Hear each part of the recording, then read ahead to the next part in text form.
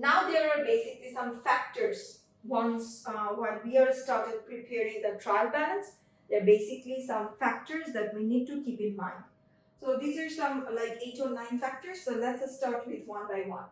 Number one, it's necessary to be careful about the recording of a stock of goods. Once we are recording the stock of goods, we need to careful. Why? Because value of opening a stock of goods recorded in debit column. Opening a stock of goods, we record in a debit column as expense in trial balance for the date is prepared for. But the value of closing stock of goods cannot be included in trial balance because the value is not a ledger accounts balance. Acha.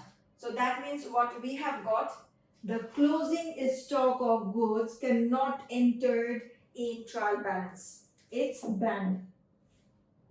We only record the opening stock of goods. We can only record opening stock of goods.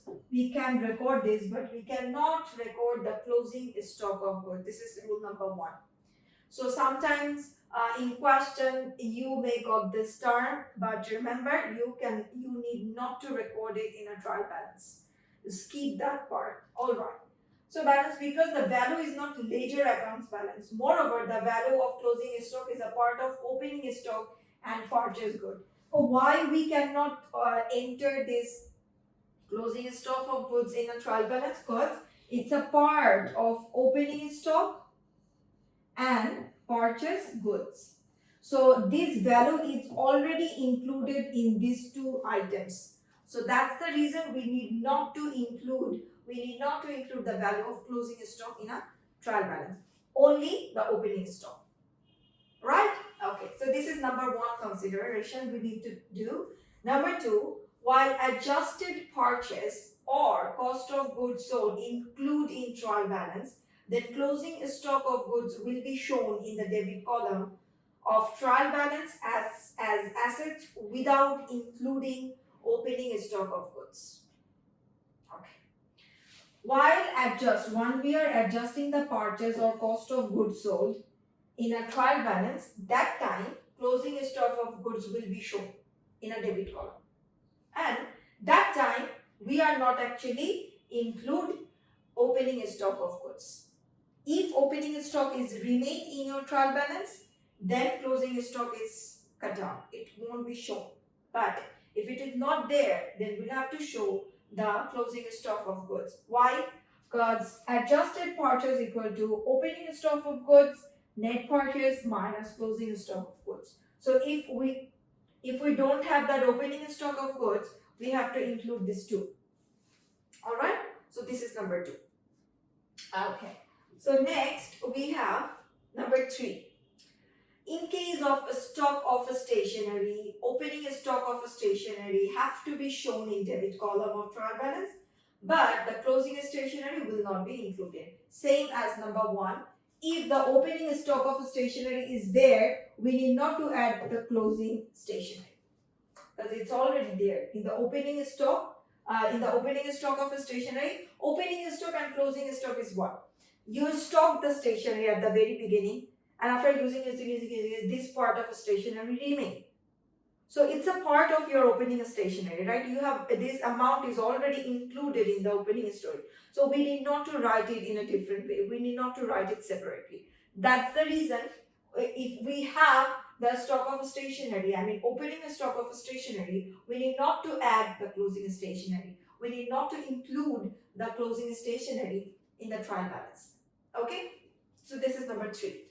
Number four, opening balance of current asset and current liabilities. Current asset and current liabilities, cash, bank, debtors, creditors, bank overdraft. So these are our current assets and current liabilities. Will not come in trial balance because these are adjusted with the related accounts closing balance. Opening balance of current stock. If it is just said cash, then we will write it. But if it says opening cash, we will not gonna write it. Opening bank, no. Why? Because these are adjusted with related accounts closing balance. Already we adjusted in the closing balance. So another separately we don't need to write it. Then what happened? If we write the closing balance adjusted, again we included in the opening one. So both time what happened? It's gonna be double. So keep it once. These are the facts that we need to keep in mind. All right. So opening balance of current asset liabilities will not come. Will not come in trial balance. This is the fact. Opening balance of current assets and current liabilities will not come in trial balance. Number 4. Done. Next come number 5. Reserve created against assets such as bad debts reserve or provision for the doubtful debts or provision for discount on debtors or provision for discount. Okay. So bad debts reserve, number 1. Provision for doubtful debts, number 2. Okay. Provision for discount on debtors, number 3. Provision for discount on debtors or provision for discount payable, provision for discount on bills receivable record in credit of the trial balance. Achha. So these bad debts reserve, achha. Provision for doubtful debts, provision for discount on debtors, provision for discounts on payables, provision for discount on bills. So these will come but in credit of trial balance, that will be in a credit side. Reserve that we have already created, we assume that this is gonna be happen against the assets. So this will be in credit of trial balance. If we got such things, bad debts reserve, provision for doubtful debts, provision for discount on debtors, provision for discount on payable, provision for discount on bills receivable record. So if you got this, that will be in a credit side. Done. Number 6, provision created against liability. First of all, reserve created against assets, then these are happening. But when provision created against liabilities, like provision for discount on creditors, provision for discount on receivables, and provision for discounts on bills payable, as per the conservatism convention of accounting, it is inappropriate to charge provision against liabilities. It's inappropriate. If such provisions are found in accounts, it may write in debit column of trial balance. It is best to skip charging provision on liabilities. I mean, this is a suggestion towards the business, so it's better to skip. It's best not to reserve or not to keep any types of provision on liabilities. But if business keeps such type of provisions on liabilities, then it will go to the debit column. Okay, so reserve against assets will go to the credit side, and provision created against liabilities will go to the debit side. So this is number 6. Number 7, in some account title like paid or received are not mentioned. In this case, they are considered as an expense and written on the debit side of the trial balance, such as rent, discount, commission, interest. If nothing is written there, are we paying the commission or we are receiving the commission? Are we paying the interest or receiving the interest? Then these type of accounts will go to the debit column as in expense. For example, rent, discount, commission, interest, we will consider this as an expense and we record them in a debit side. Okay? Okay, so next we have number 7. In some account title, paid or received are not mentioned. In this case, they are considered as an expense and written on the debit side of the trial balance, such as rent, discount, it's already we have mentioned. Number 8, sales ledger balance are considered as in sundry debtors. Sales ledger balance, sundry debtors are put on the debit side.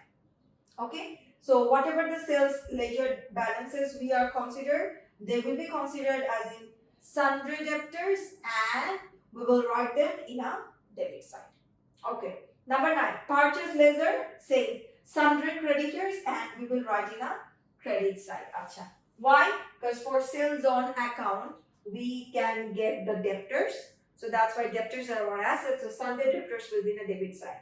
And for the purchase on credit, the creditors increase, right? Creditors increase. So creditors is our liability. So that's why they will go to the credit side. So that's the reason number 8 and 9.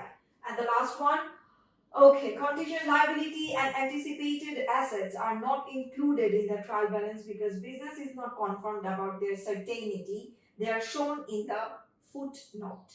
I mean, the liability we are assuming, the assets we are assuming that this can come. So the assumption thing won't record it. We can't record the assumption things in the trial balance. So rather at the end of the trial balance, I mean at the end of the format of the trial balance, we can write a footnote or any comment over there.